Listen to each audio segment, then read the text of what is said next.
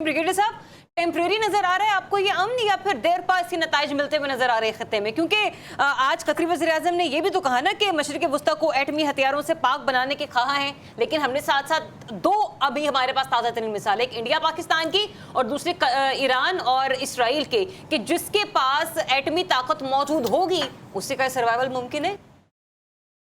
बहुत बहुत शुक्रिया दरियाब जी। पहली बात तो ये है कि अगर आप इस पूरे जो सिनेरियो डेवलप हुआ है इजराइल ईरान के दरमियान, इसमें आप इजराइल का अगर आप मिशन देखें, उनका मकसद देखें, तो वो जो उनका मिशन की दो स्टेटमेंट थी, रिजीम चेंज और उसके बाद ईरान की न्यूक्लियर फैसिलिटीज, तो वो दोनों में बुरी तरह नाकाम हो गए। रिजीम चेंज में वहाँ पे लोग खड़े हो गए अपनी हुकूमत का, और न्यूक्लियर फैसिलिटीज बिल्ड करने के लिए उनके पास कैपेबिलिटी नहीं थी, हथियार ही नहीं थे, ना वो पेनिट्रेट कर सकते थे जब तक।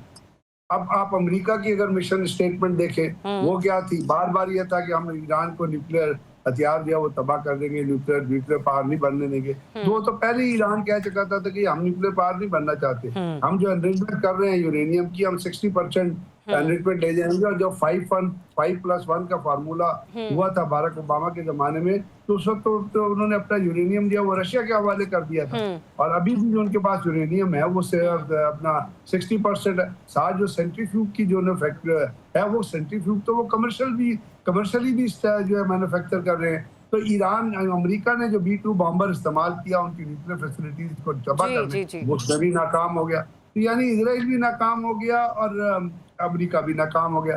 अब सवाल ये पैदा होता है कि B-2 बॉम्बर यूज करने के बाद और अपने ये प्लेजेस करने के बाद और ये बड़े बड़े दावे करने के बाद कि हम ईरान को न्यूक्लियर पावर नहीं बनने देंगे, उसमें फेल होने के बाद अगला क्या उनके पास स्टेप था? अगला तो यही स्टेप था ना कि थर्मो न्यूक्लियर बॉम्ब पकड़ते, वो डालते, उसमें B-2 बॉम्बर में जो ले जाता है 2000 पाउंड का न्यूक्लियर, 2000 किलोवाट का न्यूक्लियर थर्मो, वो जाके गिरा देते।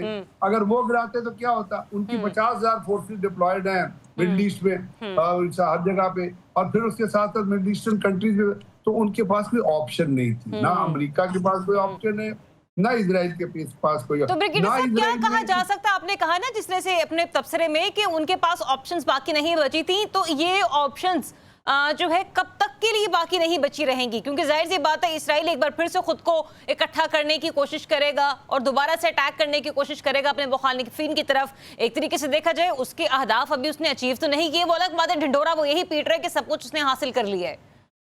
दरियाब उसके वो अपने वो अहदाफ अचीव नहीं कर सकता, बिकॉज ईरान ने ये बता दिया है कि आप अगर हमला करेंगे तो हम रिएक्ट करेंगे, हम गजा नहीं है। वो अहदाफ इसलिए अचीव करता था कि गजा में जो लोग लड़ रहे थे वो पत्थर और लाठियों से लड़ते थे।